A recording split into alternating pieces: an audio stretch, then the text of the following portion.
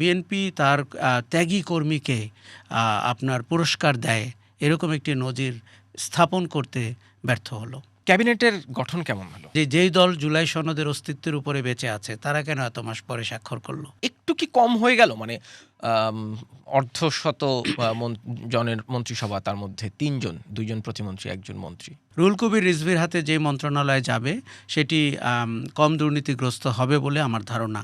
কি ব্যালেন্স করতে গিয়ে আসলে এটা করতে হলো? অনেক দিন পরে প্রেসিডেন্ট শাহাবুদ্দিন চুপ্পুকে দেখার সুযোগ হলো।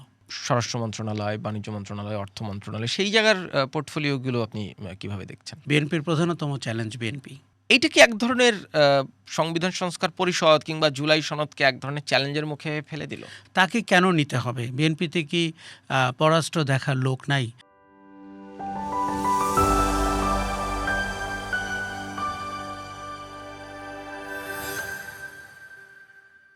সবাইকে আমন্ত্রণ জানাচ্ছি পডকাস্ট কথা চলুকে। ত্রয়োদশ জাতীয় সংসদ নির্বাচন হয়ে গেল, এরই মধ্যে শপথ নিয়েছে মন্ত্রিসভা। কেমন হলো মন্ত্রিসভা, আর সামনের দিনগুলোতে এই মন্ত্রিসভার কার্যকারিতা কোন দিকে যাবে, সংবিধান সংস্কার পরিষদের বা ভবিষ্যৎ কি হবে, তাই নিয়ে কথা বলার জন্য আমাদের আজকের কথা চলুকে আমন্ত্রণ জানিয়েছি সিনিয়র সাংবাদিক জনাব আশরাফ কায়সারকে। আশরাফ ভাই, আমন্ত্রণ জানাচ্ছি। ধন্যবাদ। আপনি তো ছিলেন শপথ গ্রহণ অনুষ্ঠানে, ছিলাম। এনভায়রনমেন্টটা কেমন দেখলেন? আচ্ছা, প্রথমত ভালো লেগেছে যে খোলা আকাশের নিচে শপথ হলো। আমাদের সবসময় প্রথা ভেঙে সবসময় বঙ্গভবনে, আর বঙ্গভবন তো খ্যাতি এবং কুখ্যাতি দুটিই আছে। কাজে ওরকম একটা কনফাইন্ড এনভায়রনমেন্টের চেয়ে জাতীয় সংসদের মতো একটা প্রাণবন্ত জায়গা, আলো ছায়ার খেলা হয় খোলা আকাশের নিচে বিকেলবেলা, দেখতে খুব ভালো লেগেছে। এবং সবাইকে মনে হয়েছে অনেককে অ্যাকোমোডেট করার জায়গাও। বঙ্গভবন তো একটা সীমিত পরিসরের জায়গা, সেই জায়গাটিতে পুরো সংসদ ভবনটি অনেক প্রাণবন্ত মনে হয়েছে। নেতা কর্মীদের মিলন মেলা মনে হয়েছে, বিদায়ী উপদেষ্টা এবং নতুন মন্ত্রীদের সাক্ষাতের জায়গা মনে হয়েছে। অনেক দিন পরে প্রেসিডেন্ট শাহাবুদ্দিন চুপ্পুকে দেখার সুযোগ হলো। ক্যাবিনেটের গঠন কেমন হলো? আচ্ছা, এক ধরনের মানে অনেকগুলো চমক দেখলাম আমরা ক্যাবিনেটে, এক ধরনের মিক্স দেখলাম, কিছু সমালোচনাও তৈরি হচ্ছে, সেগুলো আস্তে আস্তে আসবো। ওভারঅল আপনার ক্যাবিনেটের বিশ্লেষণ কি? ক্যাবিনেটের বিশ্লেষণ আমার মনে হয়েছে যে প্রয়োজনের তুলনায় একটু বড়। আমরা আশা করেছিলাম আরও ছোট ক্যাবিনেট হবে। আপনি জানেন যে এটা ম্যানেজ করা সহজ হয়, পরে আপনি কিন্তু যোগ করতে পারতেন, পারফরমেন্স বুঝে কাউকে বদলাতে পারেন। এবং আমরা সবসময় বলে থাকি যে আপনি পারফরমেন্স দেখে রদবদল করেন, কখনোই হয়ে ওঠে না। অন্তর্বর্তী সরকারের সময় হলো না। তো 50 জনের মতো মন্ত্রী প্রতিমন্ত্রী, বেশ বড় ক্যাবিনেট। তারপরেও বিএনপি থেকে বলা হচ্ছে তারা কোনো কোনো মন্ত্রণালয় জোড়া দিয়ে একজনকে দায়িত্ব দিয়েছেন। একজন মন্ত্রীর দেখলাম 5টি পোর্টফোলিও এবং যোগাযোগ থেকে শুরু করে আরও অনেক কিছু। ফলে ক্যাবিনেটের আমি বলবো যে অধিকাংশ মন্ত্রী এবং প্রতিমন্ত্রী কিন্তু নবীন। তারা কেউ কেউ প্রথমবার মতো সংসদ সদস্য, including our prime minister Tarique Rahman. আচ্ছা, অনেকেই নতুন, আর পুরনো যারা আছেন তাদেরও প্রায় 20 বছরের কোনো অ্যাডমিনিস্ট্রেশন চালানোর, রাষ্ট্র চালানোর কোনো অভিজ্ঞতা কিন্তু নাই। আর 20 বছরের বাংলাদেশ, বদলে যাওয়া বাংলাদেশ অনেকভাবেই। কাজেই ক্যাবিনেটটি দু একটি চমক আছে, আর দু একটি প্রশ্নবোধক বিষয় আছে। চমকের জায়গাটি হচ্ছে যে এই যে খলিলুর রহমান, যিনি অন্তর্বর্তী সরকারে ছিলেন, আমি বলি কেন, আমরা ধরেই নেই তত্ত্বাবধায়ক বা অন্তর্বর্তী সরকারের লোকরা নিরপেক্ষ হবে, পরবর্তী রাজনৈতিক সরকারে থাকবে না। কেননা আজকেই আমার হঠাৎ মনে হচ্ছিল উনি কি গুপ্তভাবে অন্তর্বর্তী সরকারে থাকলেন। এই যে গুপ্ত কালচারটা, তাকে কেন নিতে হবে? বিএনপিতে কি পররাষ্ট্র দেখার লোক নাই, নাকি তাকে নিতে হবে যে অতীতের যে কন্ট্রাক্টগুলো উনি করেছেন, অথবা বলা হয়ে থাকে যে তার ধারাবাহিকতা রক্ষা করার জন্য কোনো প্রভাবশালী রাষ্ট্র তাকে নিতে বাধ্য করলো কিনা সরকারকে? এই প্রশ্নটি উঠেছে। কুমিল্লার এমপি কায়কোবাদের মতো লোক, তাকে মন্ত্রী করা হয়েছে, এবং আমরা বিএনপির সুশাসনের যত প্রতিশ্রুতি জানি তার সাথে কিন্তু এই নিয়োগটি হয়তো গেল না। বিএনপি 2-4টি ভালো কাজ করেছে, অনেক ঢাকা শহরের একজন এমপি যার ব্যাপারে অনেক প্রশ্ন রয়েছে তাকে নেয়নি, অনেক প্রবীণদেরকেও নেয়নি, স্থায়ী কমিটির অনেক সদস্যকে নেয়নি, আর নবীনদের সুযোগ দিয়েছে, বিশেষ করে প্রতিমন্ত্রী হিসাবে আপনি শামা ওবায়দের কথা বলছেন অথবা ফারজানা শারমিনের কথা বলছি। আমি নারীদের কথা এই জন্য গুরুত্ব দিয়ে বলছি যে মন্ত্রী পর্যায়ে কিন্তু যিনি নারী মন্ত্রী হয়েছেন, আফরোজা খানম রীতা, হ্যাঁ, আফরোজা খানম রীতা সেই অর্থে রাজনীতিবিদ না, এমপি হয়েছেন। কিন্তু আমরা বারবার যেহেতু নারীদের জায়গাটি আলোচনায় আসে, নির্বাচন থেকেও এসছে, এই মন্ত্রিসভার ব্যাপারে এই মন্তব্যটি রয়ে গেল যে নারীদের কোটা বা নারীদের সংখ্যা আরও বাড়ানো যেত কিনা। ধরেন সংসদ সদস্য হিসাবে মনোনয়ন দেওয়ার ক্ষেত্রে 5% একটা মোটামুটি বাধ্যবাধকতা আছে। যদিও এবার সেটা হয়নি, অনেক দলই মানেনি, 4.23% ছিল।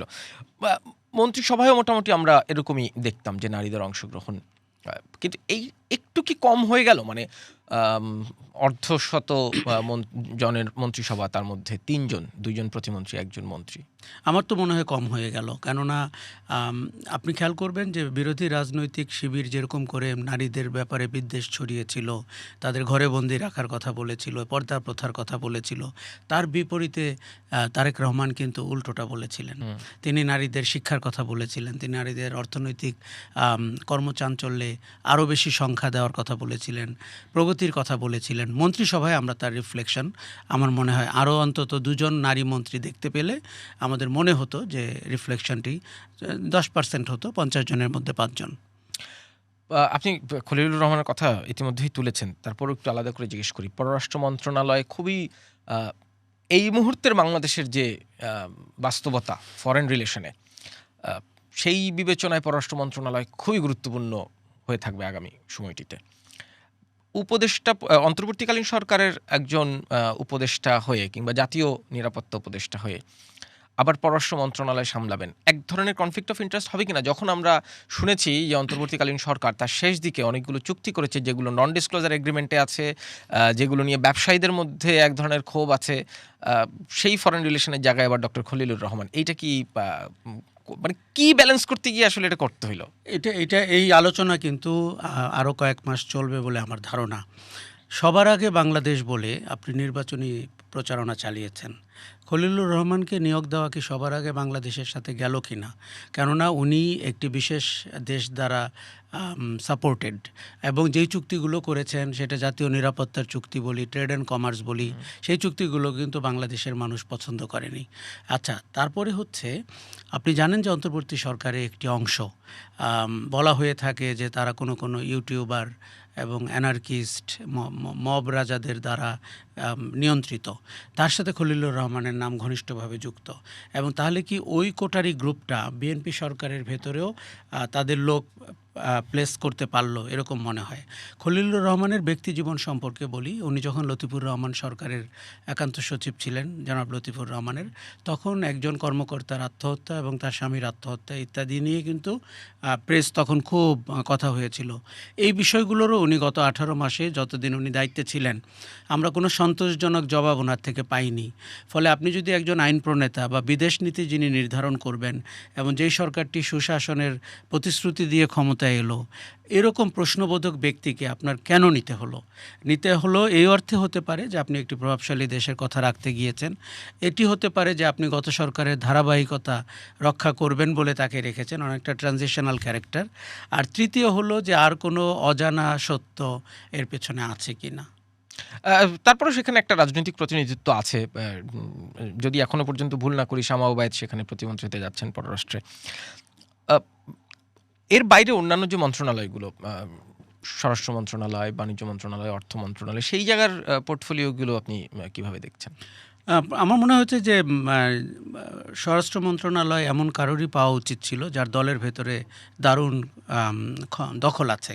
কেননা আমি প্রায় বলে থাকি, গত কয়েক ঘন্টা ধরে তো বেশি বলছি, বিএনপির প্রধানতম চ্যালেঞ্জ বিএনপি রাজনীতির যে ধরন, তাতে করে আজ আমরা যখন কথা বলছি এখন থেকেই হয়তো শুরু হয়ে গেছে তার জনপ্রিয়তার ক্ষরণ। এবং পরীক্ষা কারণ হচ্ছে যে এই দলটি তার নেতাকর্মীদের উপরে ওরকম করে কন্ট্রোল থাকে না, বড় দলের এমনিতেই থাকে না। তারা দীর্ঘদিন, সবাই বলছেন 17-18 বছর কোনো কিছু পায়নি, এখন পেতে হবে, এই পাওয়ার কোনো শেষ নাই। ফলে স্বরাষ্ট্রমন্ত্রীকে ওই দায়িত্বটি পালন করতে হবে, উনি যেন জনগণের পক্ষে পলিসি নির্ধারণ করেন, প্রয়োগ করতে পারেন। সালাউদ্দিন আহমেদ সেই জায়গাটিতে আমার মনে হয় ভালো একটি জায়গা। স্থানীয় সরকার সবসময় দেখা যায় পার্টি জেনারেল সেক্রেটারি পান, সেক্ষেত্রে মির্জা ফখরুল পেয়েছেন। আর নতুন ঢাকা শহরের একজন এমপি শেখ রবিউল আলম, তার পোর্টফোলিওতে দেখলাম 5টি মন্ত্রণালয়।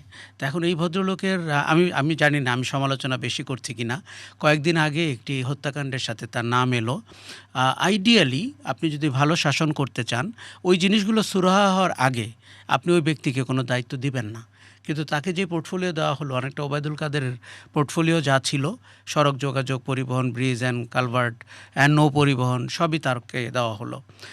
এগুলো আমার মনে হয় যে মানুষের মধ্যে সন্দেহের উদ্রেক করবে, বলা হবে যে কোত্থেকে এই প্রভাব তৈরি হলো। আর আমরা বেশ কয়েকজন প্রবীণ নেতাকে দেখেছি, তাদের কোনো পোর্টফোলিও হয়নি।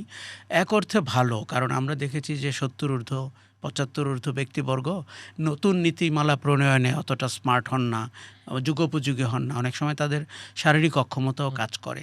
সেই জায়গাটিতে বিএনপি অনেক নতুন মুখকে জায়গা করে দিয়েছে। এই যে সমাবেদের মতো অথবা পুতুলের মতো এমপিদেরকে কাজ করার সুযোগ তৈরি হলো। এখন দেখার বিষয় রয়েছে তাদের প্রথম ১০০ দিনের গোল কি হয় এবং তারা কিভাবে ব্যবহারটি করেন।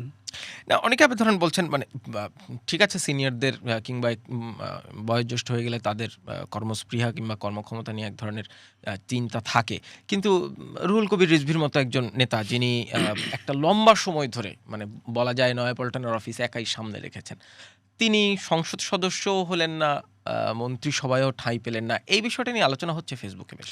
খুব আলোচনা হচ্ছে এবং আমি মনে করি যে রুহুল কবির রিজভীর ব্যাপারে দল ন্যায্যতা দেখায়নি।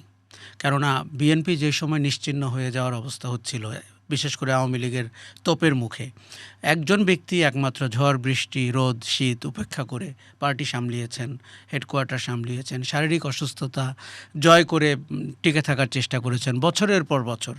এবং আমাদের রাজনীতিতে সততার তো বেশ অভাব। সেই জায়গাটিতে রুহুল কবির রিজভীকে আমরা সততার একটি নজির হিসাবেই দেখেছি, দলীয় সিদ্ধান্ত প্রণয়নের ক্ষেত্রেও এবং অন্যান্য অর্থনৈতিক কর্মকাণ্ডের ক্ষেত্রেও। এমনকি গত 18 মাসেও তার কর্মকাণ্ড আমরা দেখেছি পরিমিত মাত্রায়। সেই জায়গাটিতে আমি ব্যক্তিগতভাবে আশা করেছিলাম যে দল তাকে মূল্যায়ন করবে কোনো একটি, কারণ রুহুল কবির রিজভীর হাতে যে মন্ত্রণালয়ে যাবে সেটি কম দুর্নীতিগ্রস্ত হবে বলে আমার ধারণা, ব্যক্তিগতভাবে মনে হয়। কাজেই এরকম একটি জিনিস জনগণ হয়তো বঞ্চিত হলো, রুহুল কবির রিজভী বঞ্চিত হলেন এবং বিএনপি তার ত্যাগী কর্মীকে আপনার পুরস্কার দেয় এরকম একটি নজির স্থাপন করতে ব্যর্থ হলো। টেকনোক্রেট কোটায় যেমন আরও দুজন আছেন, ফুটবলার আমিনুল হক এবং ধর্ম মন্ত্রণালয় সম্ভবত একজন টেকনোক্রেট কোটায় দায়িত্ব পাচ্ছেন। এর বাইরে যারা জোটের রাজনৈতিক জোট যাদের সাথে নির্বাচন করেছেন তার মধ্যে নুরুল হক নূর সহ জোনায়েদ সাকি, তাদেরকেও মন্ত্রিসভায় জায়গা দেওয়া হয়েছে। এইটা কি এক ধরনের অ্যাকোমোডেশন? এই কথাটি বিএনপি অনেক আগে থেকে বলছিল, তাদের ৩১ দফাতেও বলেছিল যে তারা একটি জাতীয় সরকার করতে চায়। তখন তো আওয়ামী লীগের তোপের মুখে অনেক কিছুই বলা হয়েছে, কিন্তু পরবর্তীতে আমার মনে হয় তারেক রহমান এটি বাস্তবায়ন করতে চেয়েছেন এবং বিরোধী দল থাকুক, শক্তিশালী বিরোধী দল থাকুক, কিন্তু যাদের সাথে ফ্যাসিবাদ বিরোধী আন্দোলন করেছেন তাদেরকে সরকারে রাখার কথা ভেবেছেন। এরা তো একই সাথে জোট করেছেন, মানে তারা তো বিএনপিরই জোটের। হ্যাঁ, বিএনপি জোটের এবং ৩ জনকে নিয়েছেন, ববি হাজ্জাজ থেকে শুরু, ববি হাজ্জাজ, নূর এবং নুরুল হক নূর এবং জোনায়েদ সাকি। একজন বাদ পড়েছেন এবং যাকে নিয়ে কথা হয়েছে আন্দালিব রহমান পার্থ। জাতীয় সরকারের কথা তুললেন, সেই আলোচনা তো অনেকদিন ধরেই শুনছিলাম যে এমনও শোনা যাচ্ছিল জামায়াত ইসলাম থেকে মন্ত্রী আসবে, এনসিপি থেকে মন্ত্রী আসবে। এই আলোচনার মধ্যে আজকে সকালে যে ঘটনাটা ঘটলো, সংসদ সদস্য হিসেবে বিএনপির নবনির্বাচিতরা শপথ নিলেন, কিন্তু সংবিধান সংস্কার পরিষদের শপথটা তারা নিলেন না। এটা কালকে থেকে ধোঁয়াশা তৈরি হচ্ছিল, বোঝা যাচ্ছিল বিএনপি হয়তো নেবে না, এবং সকালে পরিষ্কার হয়েছে। এইটা কি এক ধরনের সংবিধান সংস্কার পরিষদ কিংবা জুলাই সনদকে এক ধরনের চ্যালেঞ্জের মুখে ফেলে দিল? জুলাই সনদ নিয়ে একটা টানাপোড়েন কিন্তু শুরু থেকেই ছিল। এমনকি সনদটি যখন স্বাক্ষর করা হয়, আপনি খেয়াল করেছেন এনসিপি গতকালকে করেছে। কাজেই যেই দল জুলাই সনদের অস্তিত্বের উপরে বেঁচে আছে তারা কেন এত মাস পরে স্বাক্ষর করলো, এটি একটি প্রশ্ন। জামাত ইসলামী শুরু থেকেই দেখেছি যে সবচেয়ে বেশি প্রচারক এবং তারা বলতে চায় জুলাই সনদই হচ্ছে তাদের ম্যাগনা কার্টা, এরকম। আচ্ছা, বিএনপি বড় দল হিসাবে নোট অফ ডিসেন্ট দিয়ে জুলাই সনদ স্বাক্ষর করেছে এবং বলেছে যে তারা নির্বাচনের পরে এটি নিয়ে কথা বলবে। সাংবিধানিক পরিষদের ব্যাপারটি সালাউদ্দিন আহমেদ যেমন করে বর্ণনা করেছেন আজকে সকালে, তাতে আমার মনে হয়েছে যে বিএনপি একেবারে স্বাক্ষর করবে না, এই জায়গায় বিএনপি যায়নি, শপথ নেবে না, এই জায়গায় বিএনপি যায়নি। বরং বিএনপি বলতে চাচ্ছে যে অসাংবিধানিক অথবা সাংবিধানিকভাবে দুর্বল এমন পদক্ষেপ না নিয়ে সংসদটি নির্বাচিত হলো, সংসদ সদস্যরা শপথ নিলেন, সংবিধান সংশোধন করে ওটিকে সংবিধানের আওতায় এনে তারপরে তারা শপথ নেওয়ার কথা বলছেন। এখন পর্যন্ত তাদের স্ট্যান্ড এই। কিন্তু আমরা খুব দ্রুত দেখলাম যে বিএনপি যদি এই পরিষদের শপথ না নেয় তাহলে আমরা সংসদ সদস্য হিসাবেই শপথ নিব না। হ্যাঁ, এটা জামাত এবং এনসিপি বলল 11টা 10টা 10:30 দিকে এটা বলেছে। আপনি খেয়াল করেছেন আধা ঘন্টার মধ্যেই তাদের অবস্থান পরিবর্তন হলো, তাদেরকে আমরা সংসদ ভবনে আসতে দেখলাম এবং তারা দুটি শপথই নিলেন।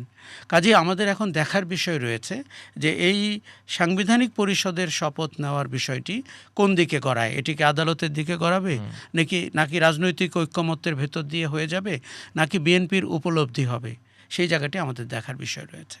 মানে যে আইনি প্রশ্নটা উঠছে যে বিএনপির সংসদ সদস্যরা সংবিধান সংস্কার পরিষদের শপথ নিলেন না, কিন্তু সংসদের তো প্রায় 70 জনের মতো সংসদ সদস্য সংবিধান সংস্কার পরিষদের শপথ নিলেন।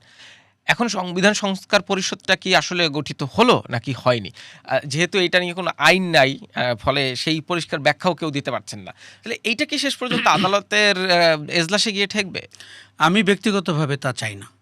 আমি মনে করতে চাই যে পার্লামেন্ট হচ্ছে সর্বময় ক্ষমতার অধিকারী। আপনার এখন একটা পার্লামেন্ট আছে, সেখানে 300 আসনে, প্রায় 300 আসনে আপনি সব নির্বাচিত প্রতিনিধি পেয়েছেন। আমাদের পার্লামেন্টের ভেতরে আলোচনার অভ্যাস করতে হবে, ঐক্যমত্য হতে হবে। দেখুন, আদালত কিংবা ঐক্যমত্য কমিশন কোনোটাই পার্লামেন্টের মতো বড় প্ল্যাটফর্ম না এবং ক্রেডিবল না। কাজেই এটি পার্লামেন্টে সলভ করা যাবে বলে আমার ধারণা।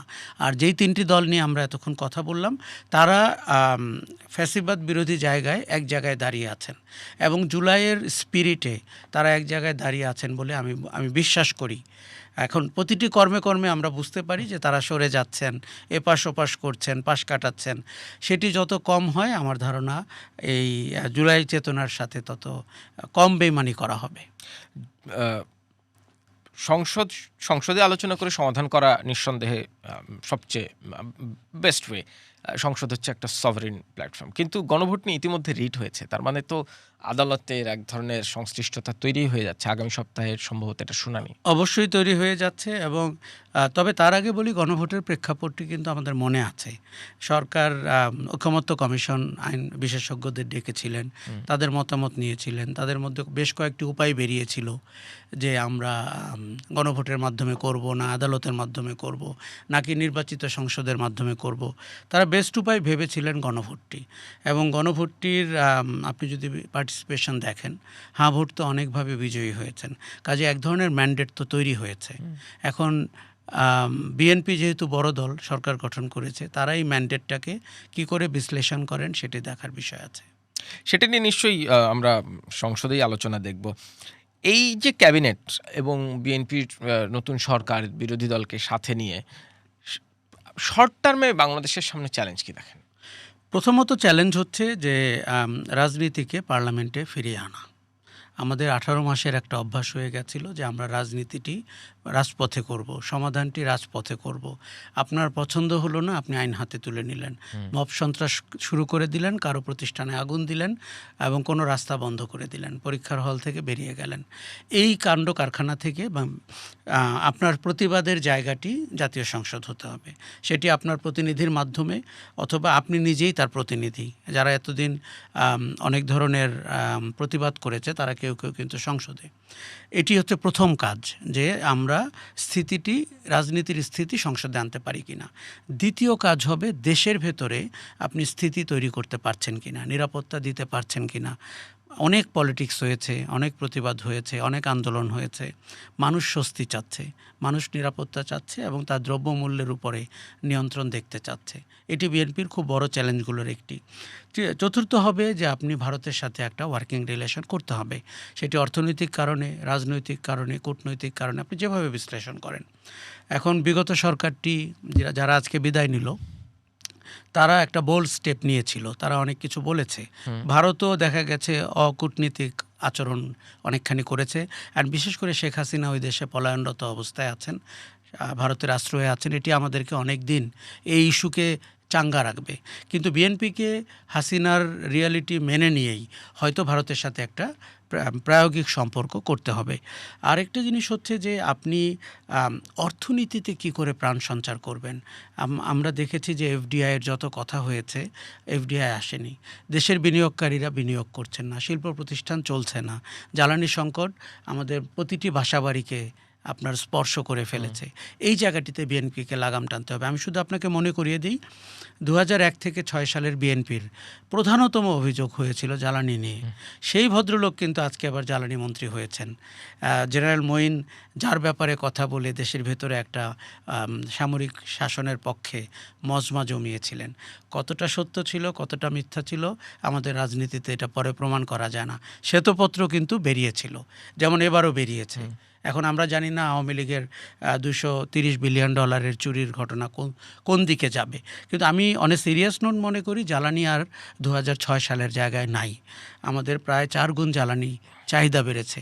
এই জায়গাটিতে ওই আগের ভদ্রলোক পারবেন কি না, এবং তার সততার কোনো সীমাবদ্ধতা আছে কি না, এবং তার দূরদর্শিতা আছে কি না, এই যে আন্তর্জাতিক জ্বালানির ক্ষেত্রে আপনার যে যোগাযোগ, নেগোসিয়েশন, আদানির মতো সামিটের মতো কোম্পানিকে বিবেচনা করে আপনার শেভরনের মতো কোম্পানি থেকে গ্যাস নিয়ে, এটি বিএনপিকে খুব দ্রুত সমাধানের দিকে আনতে হবে। এইটা ধরেন মানে কারা পারবেন না সেটা নিশ্চয়ই সময় আসলে আমরা দেখব। কিন্তু বাংলাদেশের এই মুহূর্তে বিশ্ব রাজনৈতিক বাস্তবতায় বাংলাদেশের যা অবস্থান, ফরেন রিলেশনের জায়গা থেকে আপনি ভারতের কথা ইতিমধ্যেই বলেছেন, কিন্তু অন্যান্য দেশের সাথে সম্পর্ক বিল্ড করা কিংবা একদম ভারসাম্য রেখে এগিয়ে যাওয়া, এইটাও একটা সরকারের কাছে চ্যালেঞ্জ কিনা? কারণ অর্থনৈতিক বা একটা বাস্তবতা আছে, বিশ্ব রাজনীতির মেরুকরণের একটা বাস্তবতা আছে। Big challenge. আমাদের আগে কিন্তু কোনো একদিকে ঝুঁকে যাওয়ার পররাষ্ট্রনীতি ছিল। আমরা মুখে একটা অদ্ভুত কথা বলতাম, সকলের সাথে সবার সঙ্গে বন্ধুত্ব, কারোর সাথে বৈরিতা নয়। এগুলো এখন চলে না। আপনাকে আপনার ন্যাশনাল ইন্টারেস্টে ফরেন পলিসি দেখতে হবে। দেখুন, আমাদের শ্রমবাজারের জন্য আপনার বেশ কিছু দেশের সাথে সম্পর্ক ঠিক করতে হবে এবং মেকশিওর করতে হবে ওখানে আমাদের শ্রমিকরা যেতে পারছেন। আপনার এই যে গার্মেন্টস অথবা আমাদের যে রপ্তানি বাজার, সেটির দিকে আপনাকে নজর দিতে হবে। তাতে যদি ট্রেড ইমব্যালেন্স থাকে, আপনি কিভাবে কমাবেন, সেটি কমাতে গিয়ে যদি আপনি এগ্রিকালচার সেক্টরে ক্ষতি করে ফেলেন, সয়াবিন কিংবা ভুট্টা আমদানি করে, তাতে করে আসলে দেশের জন্য গম তাহলে কি সবার আগে বাংলাদেশ হলো কি না? আচ্ছা, কেন আমি সবার আগে বাংলাদেশকে এখন একটা বেঞ্চমার্ক ধরছি। আপনি যখন কোনো কাজ করবেন এটাকে একবার ফিল্টারের মতো ব্যবহার আপনি করতে পারেন। আরেকটা হচ্ছে যে আপনি যে প্রশ্নটি করেছেন যে ভারত এবং চীনের মধ্যে আমাদের যে বৈষম্যের সংকট, এদিকে ঢুকলে ভারত মাইন্ড করে, একদিকে ভারত চীন, ওদিকে আবার ইউএসএ চায় না। এইটির আমার মনে হয় একটা খুবই ওয়েল ব্যালেন্সড সমাধানে আসতে হবে এবং দেশটিকে বোঝাতে হবে যে আমাদের প্রয়োজনগুলো কী, এবং আমাদের সেই লাক্সারি নেই কারো একজনের সাথে অতিরিক্ত অথবা টেকেন ফর গ্রান্টেড সম্পর্কে চলে যাওয়ার। কাজেই ইউএস চায়না, আপনি জানেন যে আমেরিকান অ্যাম্বাসেডর ঢাকায় পরিষ্কার বলেছেন চায়নার সাথে বেশি মেলামেশার ক্ষতির দিকটি তিনি ব্যাখ্যা করবেন। তার মানে ওই দেশগুলো তার ইন্টারেস্টে বাংলাদেশকে অনেকভাবে বোঝানোর চেষ্টা করবেন। আবার চায়না তার প্রতি উত্তরও দিয়েছে তার পরের দিনই একদম অফিসিয়ালি। চাইনিজ এম্বাসি থেকে ইউএস অ্যাম্বাসেডর যেটা বলেছেন এটা ভিত্তিহীন এবং বেসলেস। স্বাভাবিকভাবেই এখন আমাদের কিন্তু আগের মতো শুধু কূটনীতির সম্পর্ক এগুলো না। আপনার দেশে আমাদের দেশের অবকাঠামো নির্মাণের সঙ্গীকে, আমাদের শ্রমিকদের বিদেশে নিয়ে যাওয়ার মার্কেট কোনগুলো, আমাদের গার্মেন্টের গ্লোবাল মার্কেট কোথায়, এই অথবা আমাদেরকে কূটনীতির মানচিত্রে বিভিন্ন ফোরামে কোন দেশগুলো সাপোর্ট করতে পারেন, এই জায়গাগুলো বিবেচনা করে আপনাকে এই বিএনপি সরকারেরই কিন্তু তাইওয়ানের সাথে একটি ঘটনা আপনার নিশ্চয়ই মনে আছে, তাইওয়ান কালচারাল সেন্টার করা।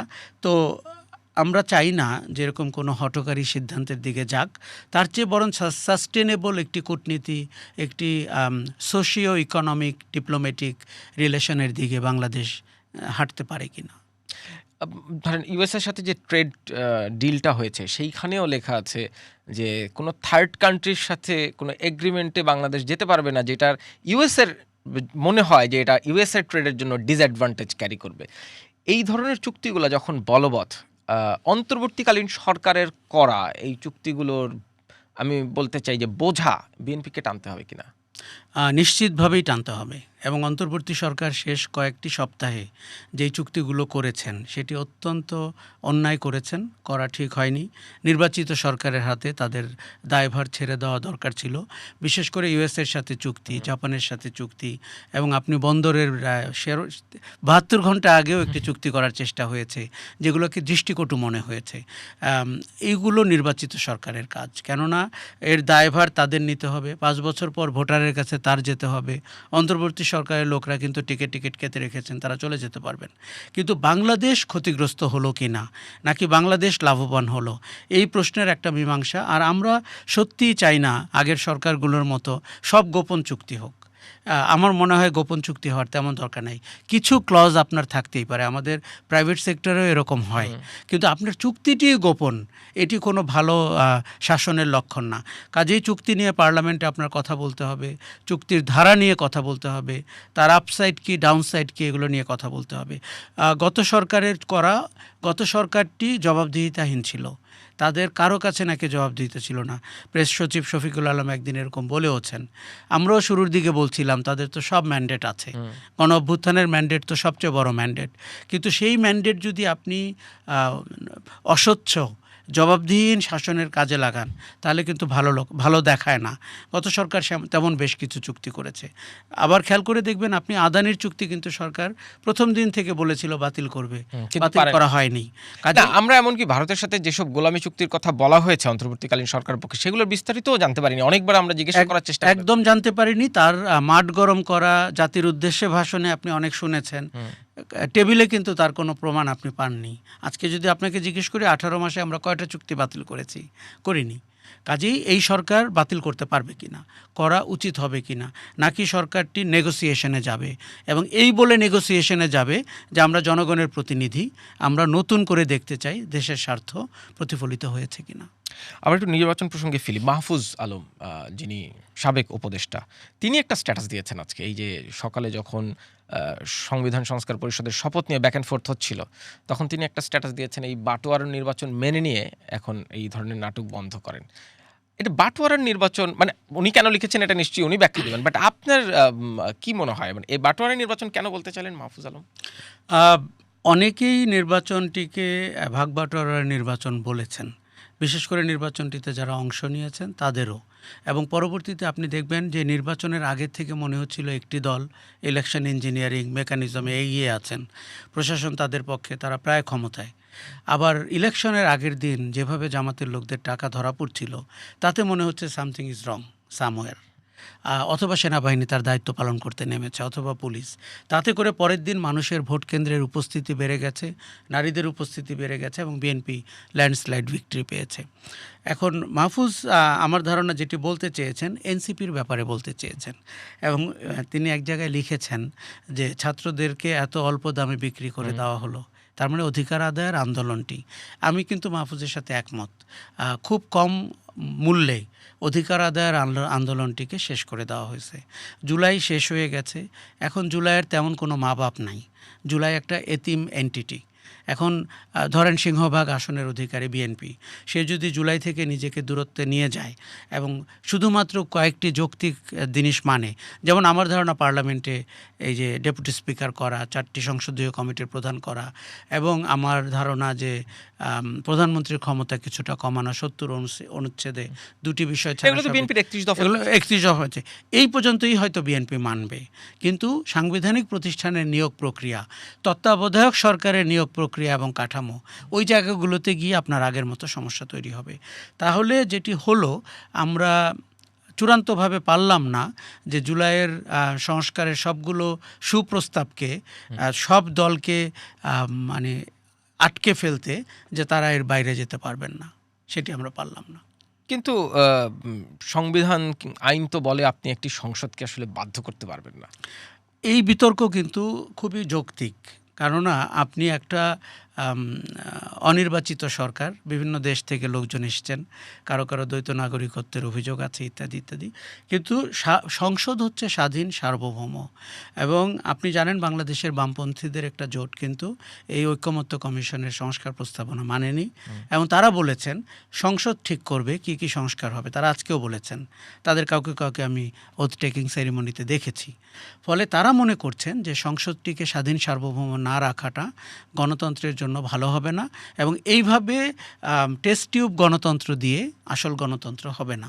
আরও একটা যুক্তি আপনাকে আমি বলি, এটি বিএনপির একজন শীর্ষস্থানীয় নেতা বলেছেন যে এই মুহূর্তে আমাদের একটা শক্তিশালী সরকার দরকার, যেই সরকার বোল্ড স্টেপ নিতে পারবে, যেই সরকারের যে কোনো সিদ্ধান্ত গ্রহণের পরে তার রাজনৈতিক সদিচ্ছার দৃঢ় প্রকাশ দেখাতে পারবে। এখন আপনি যদি তাকে বিভিন্নভাবে সংস্কারের নামে তাকে দুর্বল করে করে এমন জায়গায় নিয়ে যান, সে দেশ শাসনেও পারঙ্গম হলো না, দায়টা কার হবে? কাজেই সরকারটিরও কিন্তু ঝুঁকি রয়েছে। সে কি হাত খুলে খেলতে পারছে, নাকি তার বারবার মনে হচ্ছে যে সাংবিধানিক প্রতিষ্ঠানগুলো আমার হাতে নেই, প্রধানমন্ত্রীর হাতে ক্ষমতা নেই, রাষ্ট্রপতির ক্ষমতা বাড়ানোর চেষ্টা করা হচ্ছে, আমরা ভারসাম্যের নামে দুর্বল সরকার প্রতিষ্ঠার দিকে যাচ্ছে কিনা, এই বিতর্কও কিন্তু আছে।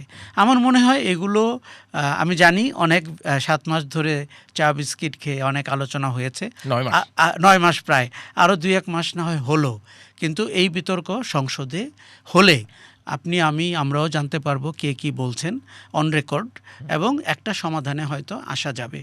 তাদেরকে শুধু বলতে হবে যে এর বিকল্প কিন্তু শেখ হাসিনা, এর বিকল্প কিন্তু 15 বছরের ফ্যাসিজম, এর বিকল্প কিন্তু ললেসনেস। সরকার নিয়ে তো অনেক আলোচনা হলো। এই যে সরকারের সামনে এতগুলো চ্যালেঞ্জ, মানে সংসদ তো আর শুধু বিএনপি দিয়ে না, এখানে জামাত ইসলাম আছে, এনসিপি আছে, এবং এই 300 জন মানুষই, যদিও 300 না, এখন 299 আসনে ইলেকশন হয়েছে, এরাই বাংলাদেশের সকল মানুষের জনপ্রতিনিধি। ফলে বিএনপির দায়িত্বের পাশাপাশি এই চ্যালেঞ্জগুলো মোকাবেলা করার জন্য, বাংলাদেশের সামনে চ্যালেঞ্জগুলো মোকাবেলা করার জন্য জামায়াত ইসলাম এবং এনসিপিরও সমান দায়িত্ব আছে না? একেবারেই সমান, এবং কখনো কখনো বেশি। আমি কেন বলি, আমাদের ভুলে যেতে হবে যে সংখ্যা কার কত। আমরা বিরোধী দল বলতে পাড়া মহল্লার একজন বেয়াদব লোককে মনে করি, যার কোনো অস্তিত্ব, সাংবিধানিক পদ নাই, বসার জায়গা নাই, রাস্তায় দাঁড়িয়ে থাকতে হয়। এই জায়গা থেকে আমাদের গণতন্ত্র সরে আসতে হবে, তাকে সত্যি শ্যাডো ক্যাবিনেট গঠন করতে হবে। আমরা দেখতে চাই যে আজকে যে মন্ত্রীরা হয়েছেন তার বিপরীতে জামাত এনসিপি জোটে কারা এই মন্ত্রণালয়গুলোর মুখপাত্র হবেন। কাজেই আপনাকে 5 বছর আগে থেকেই দেখাতে হবে যে আগামীবার আপনি যদি ক্ষমতায় যেতে চান, এই হচ্ছে আপনার প্রস্তাবনা। হুট করে 15 দিন আগে, 5 দিন আগে ইশতেহার করলাম, কেউ পড়লাম না, এরকম না। আচ্ছা, দ্বিতীয় হচ্ছে যে আপনি ডিসাইড করতে হবে যে আপনার রাজপথে অবস্থান করবেন না সংসদে অবস্থান করবেন। এই যে আজকে 30 মিনিটের মধ্যে যে তাদের মত পরিবর্তন হলো, আমার কাছে, আমি কিন্তু তাদের সাধুবাদ জানাই, কারণ তারা কিন্তু এই সিদ্ধান্ত নিতেই পারতেন যে আমরা শপথ নিচ্ছি না যতক্ষণ বিএনপি। কারণ হঠাৎ করে চেঞ্জ হলো আপনার মনে হয়? আমার মনে হয় যে তাদের ভিতরে আলোচনা হয়েছে, এবং আলোচনার ভিত্তিতেই, কারণ গত 2 সপ্তাহ ধরে আমাদের এক ধরনের সুবাতাস কিন্তু বইছে, বিশেষ করে 1 সপ্তাহ ধরে তারেক রহমান যখন তাদের বাসাতে গেছেন, সৌজন্যতা দেখিয়েছেন, এমনকি চরমোনাইয়ের বাসায় গেছেন। জয়ী দলের নেতা মানে পরাজিত প্রার্থীর বাসায় যাচ্ছেন, এটি আমাদের এখানে সচরাচর ঘটে না। ওখান থেকে হয়তো শুরু হয়েছে, তাদের কারো কারো হয়তো উপলব্ধিও হয়েছে যে জনগণের ম্যান্ডেট তারা পাননি ক্ষমতায় যাওয়ার, সরকার গঠন করার। অতএব তাদেরকে গণতন্ত্রের সঙ্গী হিসাবে থাকতে হবে, নাহলে তাদের জন্য সমস্যা আগামীতে। আর আমার মনে হয় এই জায়গাটিতে ভরসা করে এই দায়িত্বশীল বিরোধী দল বলে আমরা যে ব্যাপারটা বলতে চাই, সেটি সেই জায়গায় তারা তাদেরকে প্রতিস্থাপন করতে পারে কিনা।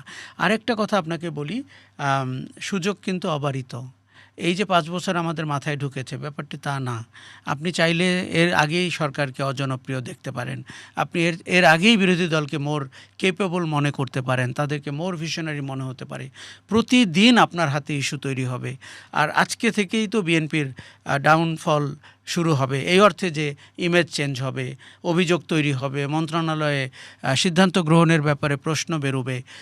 বিরোধী দলের উচিত, আমরা যদি ব্রিটিশ গণতন্ত্রের সিস্টেমে দেখি, অ্যাক্টিভ থাকা, ওরকম একটি সুযোগকে ব্যবহার করা এবং তাদের স্কোর হাই করা।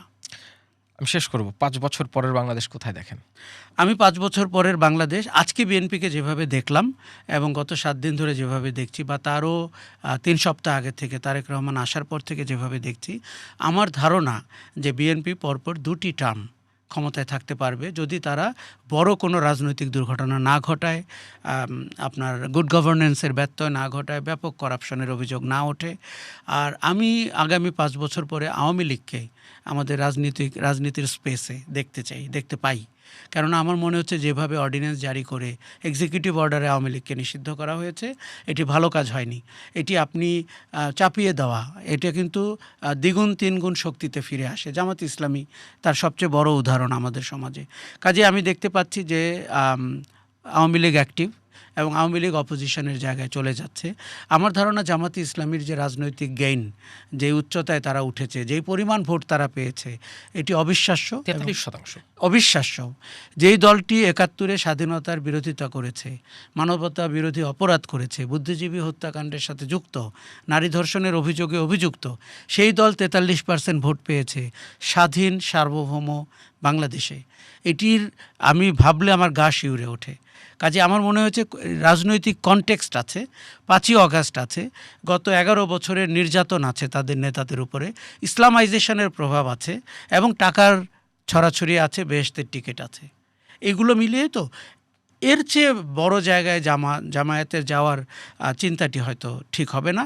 আওয়ামী লীগকে আমি দেখতে পাই আগামীতে অপোজিশনের জায়গায়, হয়তো এই টার্ম পরের টার্ম বিএনপি থাকবে, তারপরে আওয়ামী লীগ একটা সিগনিফিক্যান্ট রাজনৈতিক পজিশনে আসবে। আমরা নিশ্চয়ই সেই বিষয়গুলো সামনের দিনে দেখতে পাবো এবং আপনাকে আবারও এই বিশ্লেষণে আমন্ত্রণ জানাবো। জনাব আশরাফ কায়সার, আপনাকে অসংখ্য ধন্যবাদ আমাদের আজকের পর। অনেক ধন্যবাদ আমাকে আমন্ত্রণ জানানোর জন্য। কথা বলছিলাম সিনিয়র সাংবাদিক আশরাফ কায়সারের সাথে। তিনি তার বিশ্লেষণ বললেন এই ক্যাবিনেট নিয়ে এবং সামনের দিনের বাংলাদেশের রাজনীতির নানান গতি প্রকৃতি নিয়ে আলোচনা হলো। আপনাদের সবাইকে ধন্যবাদ এতক্ষণ ধৈর্য ধরে দেখার জন্য।